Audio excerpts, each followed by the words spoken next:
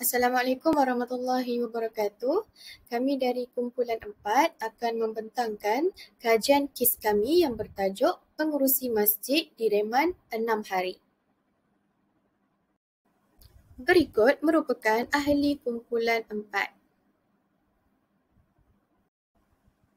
Dalam pembentangan kajian kes ini, kami akan membentangkan berkenaan dengan pengenalan, definisi integriti dan rasuah dalam Islam dan moden, kupasan kes rasuah, faktor berlaku kesalahan dan kesalahan terkait dengan apa, implikasi terhadap sistem, pengajaran dan akhir sekali adalah kesimpulan.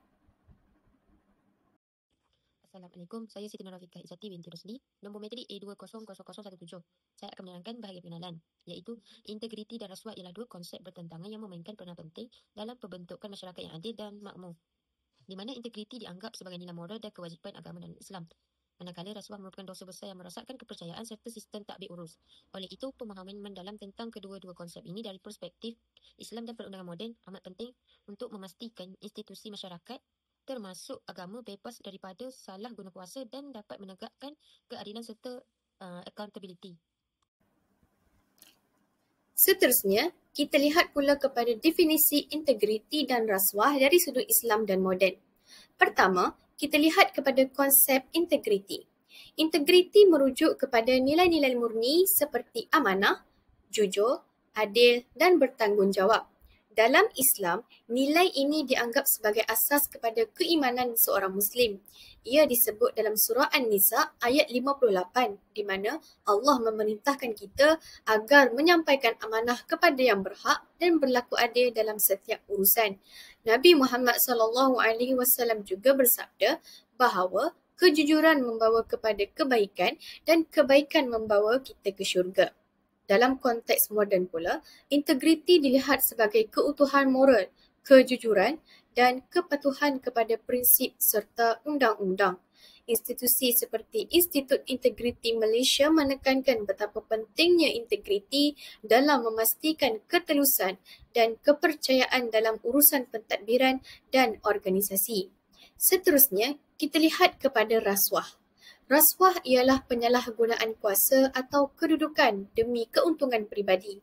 Dalam Islam, ia dikenali sebagai rishwah dan diharamkan secara jelas dalam surah Al-Baqarah ayat 188. Rasulullah SAW juga memberi peringatan tegas bahawa pemberi dan penerima rasuah akan masuk ke dalam neraka. Dari sudut undang-undang moden, rasuah ditakrifkan dalam Akta SPRM 2009 sebagai pemberian atau penerimaan suapan termasuk wang, barangan atau perkhidmatan dengan niat untuk mempengaruhi tindakan seseorang yang berkuasa. Rasuah merosakkan keadilan, melemahkan institusi dan mengancam pembangunan negara secara keseluruhan. Sebagai kesimpulannya, kedua-dua pendekatan iaitu Islam dan moden menolak rasuah secara tegas dan sama-sama mengangkat integriti sebagai asas kepada masyarakat yang adil dan makmur. Integriti harus dijadikan amalan seharian manakala rasuah mesti ditolak sepenuhnya demi kesejahteraan umat dan negara.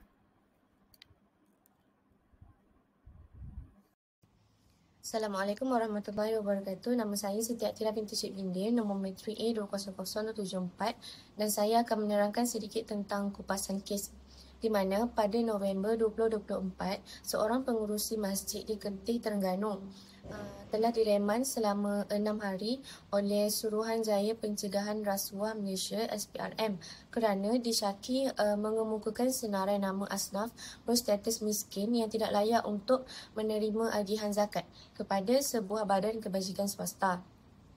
Antara individu yang disenaraikan termasuk isterinya sendiri. Dana zakat tersebut diperoleh daripada sebuah syarikat minyak di negeri tersebut, di mana suspek juga bekerja sebagai juruteknik kebakaran. Setiap penerima dalam senarai tersebut menerima wang zakat sebanyak RM1,000. Kes ini disiasat di bawah Seksyen 18 Akta SPRM 2009 yang memperuntukkan hukuman penjara sehingga 20 tahun dan denda tidak kurang 5 kali ganda daripada nilai suapan atau RM10,000 mengikut mana yang lebih tinggi jika sabit kesalahan.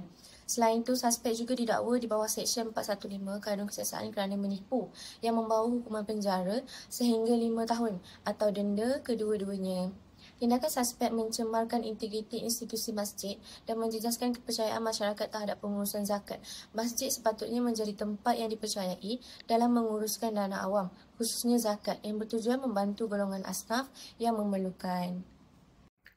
Seterusnya, kita masuk kepada faktor berlakunya kesalahan serta akta kesalahan. Tidak dinafikan bahawa pelbagai kes rasuah yang terjadi sedikit sebanyak berkait dengan penyalahgunaan kuasa. Penyalahgunaan kuasa ini merujuk kepada penggunaan kedudukan atau jawatan seseorang untuk kepentingan peribadi. Kesalahan ini juga berpunca daripada nilai moral dan etika yang lemah dalam kalangan pemegang amanah. Meskipun berkhidmat dalam institusi Islam, tidak semua individu memiliki tahap integriti yang tinggi. Ketiadaan latihan integriti dan kesedaran agama secara berterusan menjadikan individu mudah tergoda dengan peluang untuk mengawal keuntungan secara haram. Pelbagai akta yang melibatkan tuntutan palsu, antaranya Seksyen 18 Akta SPRM 2009 yang mana jika disabitkan kesalahan boleh dihukum penjara tidak melebihi 20 tahun atau denda RM10,000 atau 5 kali ganda nilai butiran palsu, mana yang lebih tinggi. Selain itu, akta ini juga merupakan akta yang mengawal kesalahan berkaitan rasuah dan salah guna kuasa dalam sektor awam.